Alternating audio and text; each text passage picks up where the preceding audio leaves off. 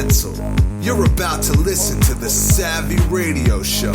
Learn from real-life real estate investors, experience revealed with the Savvy Landlord as your host. All right, Savvy investors out there. Today's episode is about forms. That's right. 8 forms that you need to have in your arsenal, toolbox, whatever.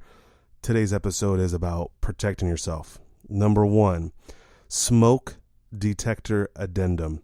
Here's the deal. If you don't have a smoke detector addendum, you're going to have a addendum in the head. Actually, this is what happens. So let's say, and I hope this never happens to you, that your house burns down. Boom. The first thing the fire marshal is going to do when he gets in there, he's going to look around for a smoke detector. He's going to run over to the smoke detector. He's going to open the smoke detector, and boom, is he going to see a battery in there? Here's the deal. Their goal as a fire marshal is to point the finger at who is responsible for the fire. If something ever tragic happened, like a death, there's going to be a case, and they're going to follow the trail, and that trail tends to lead back to the landlord. So be a savvy landlord and have a smoke detector addendum. And what that is, basically, it's a sheet of paper that an attorney that drew up for me that states that is the tenant's responsibility to let me know, the landlord, that I need to provide a working smoke detector and battery. We will never enter the property again unless there's a repair. And if so, they need to let us know that their smoke detector is malfunctioning, not working, or they need a battery. Another thing that you need to be aware of, in the United States for that matter, is that all fire station, firehouses, whatever you want to call them, give out free smoke detectors. So there's no reason why you should not have a working smoke detector in a property. The addendum is for the folks, the tenants that don't operate it properly, and you don't want to be caught with your pants down in a fire and the fire marshal's blaming you because there was no smoke detector, or that the smoke detector was malfunctioning, or there wasn't a battery. Get a smoke detector addendum. All right, number 2, lead base addendum. What this is, the federal government requires any home before 1978 that the home may have lead base paint. Anyway, so the federal government requires you not only to sign an addendum to communicate that to your tenant, but you need to give them a pamphlet as well. You can download the pamphlet for free on the website. Just Google up lead base paint pamphlet, and you can find a PDF. I know some savvy landlords out there that actually email and have a record. But if you ever had a lead-based paint situation and the tenant didn't know about it and claimed and tried to make a claim, you could say, I sent you a lead-based paint via email. What I do is I buy them pre-printed and I hand them, and then I have them sign off on it. All right, here's another form. Number 3, a death directive, whatever the frick it is, a death form. What my attorney gave me for this was very interesting, is that if someone ever died in a property, what are you going to do? What's going to happen? What are you going to do with their stuff? You can't go to the flea market and try to sell it. No. Legally, it's their stuff. It goes to their heirs. What this death directive, whatever the frick, I can't even say it, it's so early in the morning, but directive, that's what it is. There you go. I'm working here. Anyway, is to direct where their stuff is going to. So here's the cool thing. So when I do a lease with someone at the end, I said, hey, I know this may never happen to you, and I hope it doesn't. If you do get hit by a bus going across the street, who should I give your flat screen to? Your stuff in your home. Legally, I can't touch it. There's a whole legal due process from here. And they're like, oh, you can give it to my grandmother or mom. Great. Sign this document, fill it out. And here's the great thing about it. Now I have their information if I ever need to pursue them. If I can't find them, if they skip town, I have at least one viable person that I can contact. All right, number 4. You got to have forms. You got to have checklists. I'm telling you, I live and breathe by a checklist. I wake up, what's my checklist? What are the things I have to get done? When I sign a lease, there's 40 things I've got to get done. I just operate from the checklist. I leave the tedious details to the checklist. If you don't have a checklist, there's a checklist on my website that I give out for free under resources. Go to savvyradioshow.com. There's some free forms on there. There's some paid forms on there, like the lead-based paint, not the lead-based paint, but the smoke detector addendum. But you need to have checklists. I have a checklist, a move-out checklist. I have a move-in checklist.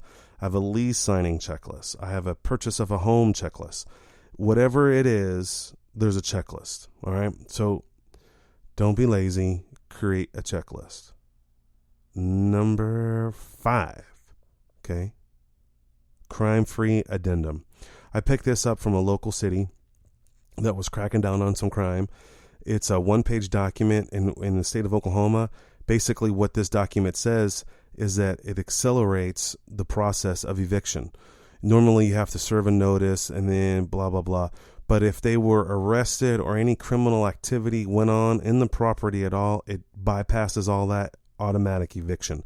I can go down to the courthouse and file this document and get a writ. Get a crime-free addendum. All right, here's another one. It's 1, 2, 3, 4, 5. Number 6, mold addendum. All right, I got this one from my attorney as well. This mold addendum basically protects me from the tenant saying that I forced them to live in a property that had mold in it. This document states is that I never have lived in the property. Our company is just a property management company. We are against mold. We don't want mold. We don't want nothing to do with mold. Even if we think that there's mold, we don't know. But if there is, these are the action steps that you need to take to protect yourself about any mold. And it just kind of gives a buffer between, in a courtroom or wherever. Hey, we don't know about mold. This document explains about mold, how to clean it up. And it's just another thing that you shine as a landlord, that you have all your ducks in a row, that you're not playing around, that you take this as a serious business, and you want your tenant resident to take it serious as well, and that they're required to report it to you if there's any problems. Number 7.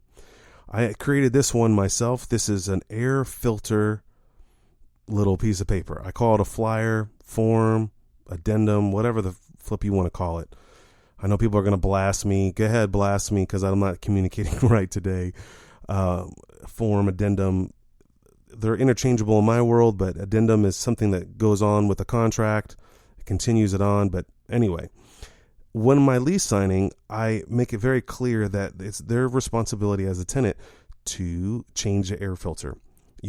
I encourage them to buy them by the box at a supply house or go to Walmart. I created a one-page document that says, turn off the AC.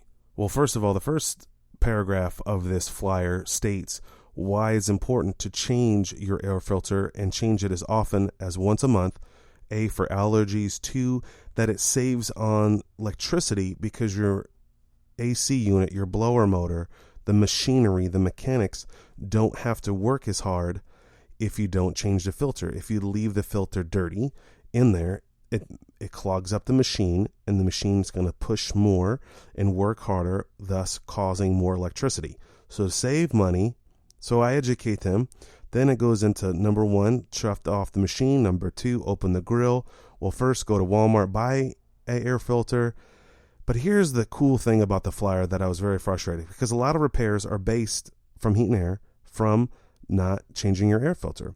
On the bottom of this form, it says, if we come out there and the repair is caused, the HVAC repair is caused from you not changing the air filter, you're going to pay a service call of $95 or $125, whatever the cost may be, and it's we'll be tacking it on to your lease for your lease payment, your rent, whatever, extended rent, whatever you want to call it, bill, fee, cost, and they will pay for it. So my heat and air contractors that work for us, they go out there, they assess the situation. They know if it's an air filter problem. They know our policy. They take a picture, they text it to us. We print it out, we send them a bill, and we go down the road. The situation is that tenants need to take responsibility, A, for maintaining their home, but 2, just for health reasons. Change your air filter, and I don't want to remind them or have a conflict. And when they see this bill of $100 and something and they get all frustrated, I just send them the form, flyer, whatever you want to call it, that they signed. All right, 8 is going to donate. Number 8, the final form for the day. Hopefully, you will take this one to heart, as well as the air filter one as well. This document has a little picture of everything that you should not put in the drain. For example, condoms. One time I had a plumber go out to a property and he pulled out over 20 something condoms, and he laid them on the ground, and he didn't touch them. Thank God, because I had to write him a check later and I'd probably shake his hand, but he laid it on the ground and took a picture of it. You know, this flyer that we created has like 9 things that you can't or shouldn't and you will be paying for if we come to find out any of these things were in the sewer line, in the drain line. From tampons to towels, wipes, cigarette butts, you name it.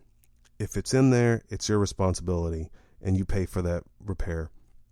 And so we send the plumber out there. They're trained. They take a photo. Boom. They send it to us. We send the bill. Most tenants won't, and we educate them right out the gate. When they come and sign the lease, which is about a 40-minute conversation, and we go over each one of these forms, these top 8 forms that I picked today, to educate them about how to maintain their home, that we don't want to charge them, but if we do, these are the costs these are the costs that they're going to incur. Hopefully this encourages you. Hopefully that this 8 forms will have the light bulb turn on in your head and you're like, man, I need to run my real estate investing rental property. Even if you have one, I definitely recommend having forms, addendums, flyers, things to save time, but ultimately to protect you. All right, this is Steve Van Kallenberg, the Savvy Landlord. I'm so thankful that you tuned in and listened to this episode. If you liked it, great. If you didn't like it, great.